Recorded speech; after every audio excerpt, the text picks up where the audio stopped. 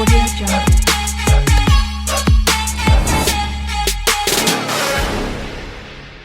Hello बच्चों, welcome to the YouTube channel Shubham Sharma classes. कैसे हो आप सब? आई होप दैट ठीक ही होगे। तो बिफोर द वीडियो जिन भी बच्चों ने सब्सक्राइब नहीं कर रखा हमारे चैनल को, तो please make sure subscribe the channel and press the bell icon. तो आज हम बात करेंगे, जैसा कि हमने इसके पेज 3 के जो क्वेश्चन आंसर थे उनको हमने क्लियर कर लिया था पिछले वीडियो में, ठीक है। तो आज हम बात करेंगे पेज 6 के क्वेश्चन आंसर की, ठीक है। तो आपने शायद जो हमने बताया था कि आप वीडियो को पॉज करके इन क्वेश्चन आंसर को उतार सकते हो, ठीक है। क्योंकि क्या रहता है कि कई बार बच्चे जो हैं किताब लेके आते हैं, उनमें क्वेश्चन तो होते हैं लेकिन आंसर नहीं होते, है ना।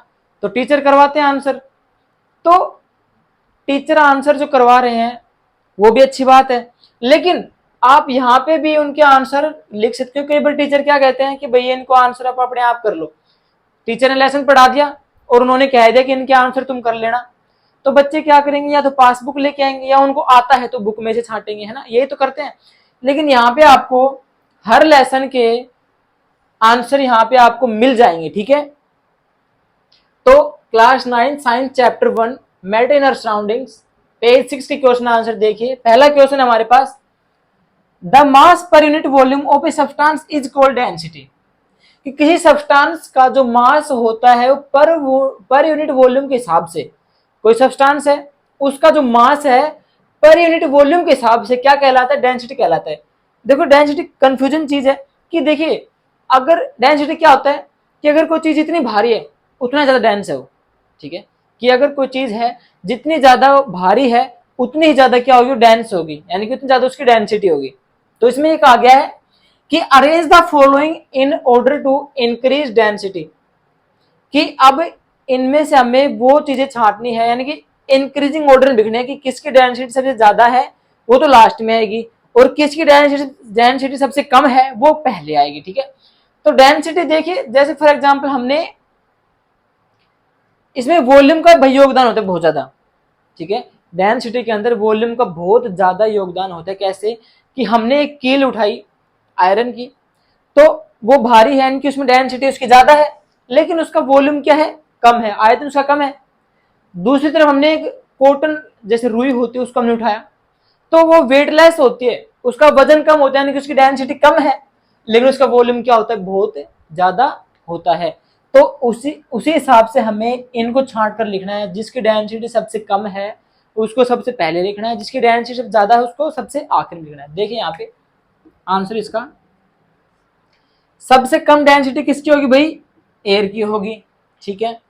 उसके बाद में एग्जॉस्ट फ्रॉम चिमनी की होगी। कैसे होगी? क्योंकि देखिए एयर जो है बिल्कुल साफ है, लेकिन जो चिमनी से निकलने वाला धुआं होता है उसके अंदर और भी तो पार्टिकल्स मिल गए, ठीक है ना। तो इसका मतलब वो इससे तो भारी होगी, तो क्या होगा, एग्जॉस्ट फ्रॉम चिमनी। अब इसके बाद देखिए चौक, कॉटन और आयरन ये तो अलग होएगी, इनको तो बाद में लिखना है, तो सॉलिड चीज है। बाकी हनी और वाटर, इनमें से डेंसिटी सबसे ज्यादा किसकी होगी? देखिए वाटर क्या होता है, लिक्विड होता है, नॉर्मल लिक्विड है, लेकिन हनी भी लिक्विड है लेकिन क्या है, थिक लिक्विड है। कैसा लिक्विड है? थिक है। तो इसका मतलब डेंसिटी किसमें हो ज्यादा होगी, हनी के अंदर ज्यादा होगी। तो पहले कौन सा आ जाएगा, वाटर आ जाएगा, उसके बाद में हनी। अब बात करेंगे हम चौक और कॉटन और आयरन की। तो पहले बात करेंगे चौक और कॉटन की। देखिए चौक होता है, सॉलिड होता है, तो आप खुद हिसाब लगा सकते हो कि आपने एक हाथ में चौक उठा रखा है, एक हाथ में कॉटन उठा रखी है, आपको भारी कौन सा हाथ लगेगा, वेट ज्यादा जिसमें है चौक वाला लगेगा ना। तो बस यहाँ पे आप लिख दो, पहले कौन सा आ जाएगा, कॉटन आ जाएगा, उसके बाद में चौक। अब जो हमारे पास आयरन है वो तो आपको पता है भाई भारी ही होगा, इन सभी से तो भारी ही होगा, तो लास्ट में क्या आ जाएगा, आयरन आ जाएगा, ठीक है। तो इस क्वेश्चन को आप अपनी नोटबुक में उतार लीजिए, बहुत ज्यादा काम आने वाला है ये। अब हम बात करेंगे सेकंड क्वेश्चन की, ठीक है। वीडियो को बिल्कुल स्किप मत करना, क्वेश्चन नंबर 2 का पहला है हमारे पास, देखिए tablet the difference in the characteristics of state of matter, यानी कि हमें सीधी सी बात है कि जो स्टेट ऑफ मैटर्स यानी कि सॉलिड लिक्विड गैस, उन तीनों के अंदर डिफरेंस बताना है। ठीक है, तो सबसे पहले हमारे पास आता है कैरेक्टरिस्टिक्स, उनकी विशेषताएं, सॉलिड लिक्विड गैस। ठीक है, देखिए जो पहली बात होती है शेप की, हमारे पास किसके, शेप की, आकृति की। तो सॉलिड की जो आकृति होती है फिक्स होती है, आप सभी को पता है इस बात का, आपने पहले पढ़ लिया। सॉलिड की आकृति है वो फिक्स होती है, लिक्विड की फिक्स नहीं होती, गैस की फिक्स नहीं होती। दूसरी बात, वॉल्यूम, उनका आयतन जो है, सॉलिड का आयतन जो है फिक्स होता है। जैसे मान लो ये मेरे पास मार्कर है, इसका आयतन यहाँ पे इतना है, अगर इसको मैं जेब में डालूंगा तो भी इसका आयतन इतना ही रहेगा। ठीक है, तो इसका जो सॉलिड एक प्रकार से इसकी जो आकृति है भी फिक्स रहेगी हमेशा, और इसका जो वॉल्यूम है वो भी हमेशा क्या रहेगा, फिक्स रहेगा। लेकिन लिक्विड का जो है वॉल्यूम जो वो फिक्स रहेगा, यानी कि आपके पास लिक्विड है, अगर आपने उसको गिलास में डाल दिया तो वो गिलास के हिसाब से अपनी आकृति ले लेगा। अगर आपने उसको कोई बाल्टी में डाल दिया तो बाल्टी के हिसाब से आकृति ले लेगा। तो उसका वहां पे जो वॉल्यूम आयतन उसका वो क्या है, वो फिक्स रहेगा। मैंने ये क्यों कहा आपको कि उसके जो आकृति है वो फिक्स क्यों नहीं रहती, क्योंकि आपने उसको बाल्टी में डाला तो बाल्टी के जैसे बन गया, है ना, गिलास में डाला तो गिलास की आकृति जैसा बन गया, तो वो बात अलग होती है, वो नॉट फिक्स होता है। लेकिन वॉल्यूम जो होता है वो क्या होता है, लिक्विड का आयतन जो है वो फिक्स्ड होता है। कैसे होता है कि अगर आपके पास 1 लीटर पानी है तो 1 लीटर पानी को आप चाहे तो बाल्टी में डाल दो, चाहे उसको गिलास में डाल दो, वो रहेगा 1 लीटर हमेशा, यानी कि उसका आयतन हमेशा फिक्स रहेगा। 1 लीटर है तो 1 लीटर रहेगा, ये नहीं कि 2 बन गया 3 बन गया, नहीं, 1 है तो 1 ही रहेगा। और दूसरी बात देखिए बच्चों, गैस जो है इसकी ना तो शेप फिक्स होती है ना आयतन इसका फिक्स होता है ना। आप सभी को इस बात का पता है कि गैस ऐसी होती है जिसका ना तो फिक्स वॉल्यूम होता है और ना फिक्स शेप होता है। ठीक है, नेक्स्ट इनका देखिए इंटरमोलिकुलर फोर्स, यानी कि फोर्स ऑफ अट्रैक्शन, वो फोर्स जो दो पार्टिकल्स को आपस में खींचता है उसे बोलते हैं इंटरमोलिकुलर फोर्स। तो आपने सॉलिड का देखा था कि सॉलिड के पार्टिकल्स देखो बिल्कुल पास पास होते हैं, तो इसका मतलब इसका जो है इंटरमोलिकुलर फोर्स जो है, फोर्स ऑफ अट्रैक्शन बहुत ज्यादा होगा। तो यहाँ पे देखिए मैक्सिमम क्या है, मैक्सिमम बहुत ज्यादा है। लेकिन लिक्विड का जो है, लिक्विड में पार्टिकल्स एक यहाँ पे एक यहाँ पे, यानी अंदर जो स्पेस होता है वो होता तो है लेकिन सॉलिड की तुलना में कम होता है। तो यहाँ पे मैंने क्या लिख दिया, लेस देन सॉलिड, यानी कि इसका जो इंटरमोलिकुलर फोर्स है लिक्विड का सॉलिड की तुलना में कम होता है। और यहाँ पे बात करें हम गैस की तो यहाँ पे वेरी लेस होता है, क्योंकि गैस के अंदर आपको एक पार्टिकल्स यहाँ पे मिलेगा, एक यहाँ पे मिलेगा, गैप बहुत ज्यादा है। इसका मतलब यहाँ पे इसका जो इंटरमोलिकुलर फोर्स है, दो पार्टिकल्स को खींचने वाला जो फोर्स है वो बहुत ही लेस मिलेगा, तभी इतने दूर दूर होते हैं तो वेरी लेस हो गया। अब ये देखिए इंटरमोलिकुलर स्पेस, वही बात आ गई, स्पेस यानी कि दो पार्टिकल्स के बीच का जो स्पेस होता है वो किसमें ज्यादा रहेगा किसमें कम रहेगा, वही बात आ गई, वेरी लेस। यानी कि इसके अंदर स्पेस देखो है कुछ नहीं है, ना के बराबर है, बिल्कुल कम है। मैंने क्या लिख दिया, वेरी लेस, यानी कि इसके अंदर स्पेस नहीं होगा सॉलिड के अंदर। लिक्विड के अंदर स्पेस होगा मोर देन सॉलिड, देखिए इसके अंदर स्पेस है ना, सॉलिड के अंदर नहीं है, इसके अंदर है, तो इसका मतलब इसका जो स्पेस है मोर देन सॉलिड होगा कि नहीं होगा, होगा। ठीक है, मोर देन सॉलिड हो गया। और मैक्सिमम हो रहा है गैस का, क्यों हो रहा है, क्योंकि इसके अंदर बीच में स्पेस जो है बहुत ज्यादा होता है, सॉलिड से भी और लिक्विड से भी बहुत ज्यादा स्पेस होता है, किसका, गैस के अंदर। ठीक है, हमने वो लिख दिया यहाँ पे। अब होता है रिजिडिटी और फ्लूइडिटी। फ्लूइडिटी आपको पता है क्या होता है, बहने की क्षमता, कि किस हिसाब से वो बह रहा है। ठीक है, रिजिडिटी क्या होता है कि कोई भी चीज है उसको हमने जैसे उसको जैसे सॉलिड होता है, ये रिजिडिटी इसकी होती है, इसकी रिजिडिटी होती है, मैंने लिखा नहीं यहाँ पे, सॉरी भूल गया मैं, रिजिड होता है, रिजिड ये होता है, क्यों होता है, क्योंकि आपके पास अगर सॉलिड है आप उसको तोड़ फोड़ के कहीं पे भी उसको पैक कर सकते हो। जैसे मेरे पास ये मार्कर है, हमने इसको छोटे डब्बे में पूरा इसको अंदर तक, जैसे हमारे पास ये मार्कर है, हमें इसके छोटे डब्बे में इसको डालना है, हम इसको तोड़ फोड़ के डाल सकते हैं। ठीक है, तो यानी कि रिजिड है। लेकिन जो हमारे पास वाटर होता है वो क्या करेगा कि वो कोई भी अगर, देखो सबसे पहले तो ये कांट फ्लो, कैन फ्लो, ठीक है, ये बह सकता है, लेकिन सॉलिड जो है बह नहीं सकता। ये मार करके बहेगा नहीं बहेगा, लेकिन जो लिक्विड वो बह सकता है, लेकिन ये नॉट रिजिड होता है, यानी कि इसको तोड़ फोड़ के, मैं नहीं कि भाई किसी के अंदर पैक कर दिया, नहीं, ये अपने हिसाब से आकार लेता है। यानी कि अगर आपने इसको गिलास में डाल दिया, वही बात आ गई, तो ये गिलास के हिसाब से अपना आकार ले लेगा, ठीक है। अगर बड़े बीकर में इसको डाल दिया तो उसके हिसाब से अपना आकार ले लेगा, ये होता है रिजिडिटी, ठीक है। समझ गए रिजिड क्या होता है, कि अपने हिसाब से आकार ले रहा है, कि किसी भी चीज को तोड़ फोड़ के उसको किसी भी चीज के अंदर उसको पैक करना रिजिडिटी कहलाता है, ठीक है। तो वो किसमें संभव होता है, सॉलिड के अंदर संभव होता है, ठीक है। लिक्विड के अंदर वो नहीं होगा। और वही बात है गैस के अंदर, तो गैस का जो फ्लूइडिटी है वो होता है कैन फ्लो, गैस बह सकती है आराम से, जैसे एयर जो होती है वातावरण के अंदर फैलती रहती है वातावरण के अंदर, ठीक है ना, तो वो क्या होता है, फ्लो कर सकती है, बह सकती है, लेकिन नॉट रिजिड। वही बात आ गई, लिक्विड और गैस के अंदर रिजिडिटी होती बिल्कुल नहीं होती, ठीक है ना।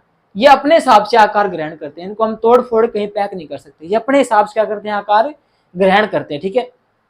बात आती है कंप्रेसिबिलिटी, यानी कि इसका दबाव, ठीक है। तो सॉलिड के अंदर हम उसको कितना भी दबा दो नहीं दबेगा, कंप्रेस नहीं हो सकता। मार्कर इसको आप दबाओगे नहीं दबेगा, बोर्ड है इसको दबाओगे नहीं दबेगा, दीवार इसको दबाओ आप नहीं दबेगी, ठीक है ना। कंप्रेसिबिलिटी इनकी नहीं होती। लेकिन लिक्विड जो होता है उसकी कंप्रेसिबिलिटी होती है। कैसे, जैसे मान लो कि आप नाव में बैठे हो, नाव में जैसे हम जो आगे उसको चलाते हैं नाव को, जो लकड़ी के जो वो होते हैं उनसे, यानी कि हमने वहां पे पानी के अंदर प्रेशर दिया है तभी तो हमारी नाव आगे चल रही है, ठीक है। तो वो कंप्रेसिबिलिटी होती है किसके अंदर, लिक्विड के अंदर। और जो गैस होती है उसके अंदर तो बहुत ज्यादा कंप्रेसिबिलिटी होती है। देखिए लिक्विड में आप इस मार्कर को डालोगे तो बहुत धीरे धीरे नीचे जाएगा, लेकिन अगर आप इसको हवा के अंदर ऐसे डालो जल्दी आगे नीचे, यानी कि गैस के अंदर कंप्रेसिबिलिटी बहुत ज्यादा होती है और पानी के अंदर थोड़ी कम होती है, लेकिन सॉलिड के अंदर बिल्कुल नहीं होती, नेग्लिजिबल क्या होता है, ना के बराबर होती है, ठीक है। अब हम इसकी बात करेंगे सेकंड क्वेश्चन की, ठीक है, इसको आप उतार लीजिए। So now we have next question, question second का बी, ठीक है। ये कह रहा है कमेंट अपॉन द फॉलोइंग, कि हमको ये नाम दिए गए हैं, इनके ऊपर हमें कमेंट करना है, इनकी हमें डेफिनेशन लिखने क्या होता है इनके अंदर। पहला है rigidity, compressibility, fluidity, filling a gas container, shape, kinetic energy and density, ठीक है। तो सबसे पहले हमारे पास आता है रिजिडिटी। क्या होता है ये, जैसे हमने पहले पढ़ा था कि it is a property of a matter to continue to remain in its shape when treated with an external force, की इसमें जो है कोई भी ऑब्जेक्ट जो है मैटर का वो अपनी शेप नहीं बदलता, चाहे वो उसके ऊपर आप कोई भी एक्सटर्नल फोर्स लगा लो। यानी कि जैसे हमने हमारे पास मार्कर है, क्योंकि मेरे पास भी हर बार इसी का एग्जाम्पल रहता है कि आप इसको कितना भी प्रेस कर लो बाहर की तरफ से, ये अपनी आकृति चेंज नहीं करेगा। इसका मतलब ये कौन सी प्रॉपर्टी शो कर रहा है, रिजिडिटी की प्रॉपर्टी शो कर रहा है। जैसे हमने पहले पढ़ा था कि जो सॉलिड होता है वो क्या होता है भाई, उसमें देखा था रिजिड होता है, यानी कि अपनी जो प्रॉपर्टी है वो शो, रिजिडिटी की प्रॉपर्टी शो कर रहा है, यानी कि अपनी उसी शेप में रहता है हमेशा वो, ठीक है। और लिक्विड था और शेप था वो क्या थे, नॉट रिजिड थे, यही था ना, ठीक है। तो क्या कहते हैं कि प्रॉपर्टी होती है मैटर की जो रिमेन उसी शेप में रहता है हमेशा, उसके ऊपर चाहे आप एक्सटर्नल फोर्स कितना भी लगा लो अपने उसी शेप में हमेशा वो रहेगा, ठीक है। दूसरा है कंप्रेसिबिलिटी, ठीक है। कंप्रेस क्या होता है, दबाव, ठीक है। तो it is the altitudes of the particles to contract its intermolecular space when exposed to an external force. ये कह रहा है कि कोई जैसे मान लो पार्टिकल्स हैं हमारे पास, लिक्विड के पार्टिकल्स है, ठीक है। तो ये कह रहा है कि जब कोई ये प्रॉपर्टी वो प्रॉपर्टी होती है पार्टिकल्स की, जब उनके ऊपर एक्सटर्नल फोर्स लगाया जाता है तो वो अपने बीच का इंटरमोलिकुलर फोर्स जो होता है उसे कम कर देते हैं, यानी कि उसका जो बीच का जो स्पेस है उसे कम कर देते हैं, इंटरमोलिकुलर स्पेस, ठीक है। इसे क्या कर दिया उन्होंने, कम कर दिया, ठीक है। यानी कि यहाँ पे आपने जैसे आपका दो पार्टिकल्स है, आपने इनको प्रेस किया तो इनका जो बीच का जो स्पेस है क्या हो जाएगा भाई, कम हो जाएगा, तीनों पास पास आ जाएंगे। यानी कि कंप्रेसिबिलिटी वो क्षमता होती है जब हम किसी पार्टिकल्स को प्रेस करते हैं तो उसके बीच का जो स्पेस है, इंटरमोलिकुलर स्पेस, वो क्या हो जाता है, कम हो जाता है। इसे हम क्या बोलते हैं, कंप्रेसिबिलिटी बोलते हैं, ठीक है बच्चों। अब हम बात करें फ्लूइडिटी, यानी कि बहने की क्षमता, कोई चीज बह रही है, ठीक है। तो it is the ability of a substance, ये सब्सटेंस की वो क्षमता होती है जिसमें वह सब्सटेंस टू फ्लो और मूव अबाउट फ्रीली, यानी कि अपनी इच्छा से रैंडमली कहीं भी घूम फिर सकता है, मूव कर सकता है, ठीक है, फ्लो कर से बह सकता है, ठीक है। हो गए 3। चौथा हमारे पास है फिलिंग ए गैस कंटेनर, ठीक है। अब इसकी बात करते हैं। तो नेक्स्ट हमारे पास फिलिंग ए गैस कंटेनर। देखिए गैस कंटेनर के अंदर हम अगर गैस भरेंगे तो हमें पता है गैस के जो पार्टिकल्स हैं वो रैंडमली कहीं भी घूम सकते हैं, उनके बीच के अंदर क्या होता है, स्पेस ज्यादा होता है, ठीक है। तो देखिए the particles in a container take it shape as they randomly vibrate in all possible direction. देखिए जो गैस या लिक्विड जो होता है वो क्या करते हैं, हम उनको जिस चीज के अंदर डालेंगे वो उसके हिसाब से शेप ले लेते हैं। लेकिन अब वो शेप लेने के बाद क्या करेंगे, जिसके अंदर हमने उनको डाला है वो उसके अंदर इधर उधर घूमते रहते हैं। तो वही बात बता रही है कि जब हम किसी कंटेनर को फिल करते हैं गैस से तो क्या होता है, सारे पार्टिकल्स जो हैं कंटेनर के हिसाब से अपनी शेप ले लेते हैं एंड वे कहीं भी रैंडमली वाइब्रेट होते रहते हैं, यानी घूमते रहते हैं, इधर उधर घूमते रहते हैं, ठीक है। ये हो गया हमारा फिलिंग है गैस कंटेनर। सेकंड हमारे पास है इसका, फिफ्थ है हमारे पास शेप। शेप क्या होता है, आकृति होती है, ठीक है। It is the definite structure of an object. कोई भी ऑब्जेक्ट हमारे पास है उसकी डेफिनेट स्ट्रक्चर होती है, ठीक है, विद एन एक्सटर्नल बाउंड्रीज। यानी कि हमारे पास मान लो बोर्ड है, ये हमारे पास इसकी शेप अगर हम पता करेंगे तो क्या कहेंगे हम कि इसकी जो स्ट्रक्चर है बिल्कुल डेफिनेट है, किसके साथ, इसके सारी बाउंड्रीज के साथ, ठीक है। ये होता है शेप होता है। अब हम बात करें काइनेटिक एनर्जी एंड डेंसिटी की, ठीक है। सो अब हमारे पास है काइनेटिक एनर्जी। ये क्या होता है, देखिए ये आपने पहले से पढ़ रखा है। काइनेटिक एनर्जी क्या होती है, जो मोशन से जो एनर्जी बनती है उसे हम क्या कहते हैं, काइनेटिक एनर्जी कहते हैं, ठीक है। जो गति से जो एनर्जी बनती है उसे हम क्या कहते हैं, काइनेटिक एनर्जी बोलते हैं। देखिए यहाँ पे motion allows particles to possess energy which is referred to as kinetic energy, कि मोशन से हुई एनर्जी उत्पन्न, यानी कि जो एनर्जी मोशन करने से उत्पन्न हुई है उसे हम क्या कहते हैं, काइनेटिक एनर्जी कहते हैं। अब ये इनका इंक्रीजिंग ऑर्डर देखते हैं हम। जो हमारे पास स्टेट्स ऑफ मैटर है, सॉलिड, लिक्विड, गैस, उनके अंदर काइनेटिक एनर्जी कैसे होती है, किसमें ज्यादा है किसमें कम है। देखिए सॉलिड के पार्टिकल्स गति कम करते हैं, इसका मतलब उनके अंदर काइनेटिक एनर्जी क्या होगी, कम होगी, ठीक है। इसमें कम, इसमें ज्यादा, इसमें सबसे ज्यादा। क्योंकि गैस के जो पार्टिकल्स हैं सबसे ज्यादा गति करते हैं, तो इसका मतलब सबसे ज्यादा एनर्जी किसमें, काइनेटिक गैस के अंदर, ठीक है। समझ में आ गया काइनेटिक क्या होता है। उसके बाद में हमारे पास सातवां जो है इसका डेंसिटी, ठीक है। डेंसिटी क्या होता है, घनत्व होता है, हिंदी में इसका मीन्स घनत्व होता है। लेकिन यहाँ पे देखिए डेंसिटी होता है मास पर यूनिट वॉल्यूम।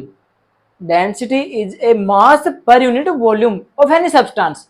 किसी भी सब्सटेंस का जो मास होता है पर यूनिट वॉल्यूम, वो ही क्या कहलाता है, डेंसिटी कहलाता है, ठीक है। अब इसके यहाँ पे हमारे पास एक सूत्र भी इसका फॉर्मूला दे रखा है, यहाँ पे देखिए it is express in D equal to M by V. यहाँ पे D क्या है, डेंसिटी है, M क्या है, हमारे पास मास है किसी भी सब्सटेंस, किसी भी ऑब्जेक्ट का, और V क्या है, वॉल्यूम है किसी भी ऑब्जेक्ट का वॉल्यूम और मास, ठीक है, क्या कहलाता है, डेंसिटी कहलाता है। लेकिन क्या होता है वहां पे, mass per unit volume is called density, ठीक है। अब पेज 6 के 2-3 क्वेश्चन बच गए हैं, वो हम करेंगे नेक्स्ट वीडियो के अंदर। तो यहाँ तक जिस बच्चे को समझ में नहीं आया वो कमेंट बॉक्स में हमें बताएं कि सर हमें ये चीज समझ में नहीं आई, हम उसके लिए हमेशा रेडी रहेंगे। I am already for their, ठीक है। तो यहाँ तक जिस बच्चे को समझ में आया है तो लाइक जरूर करें और सब्सक्राइब करना ना भूलें। See you in next video. Thank you.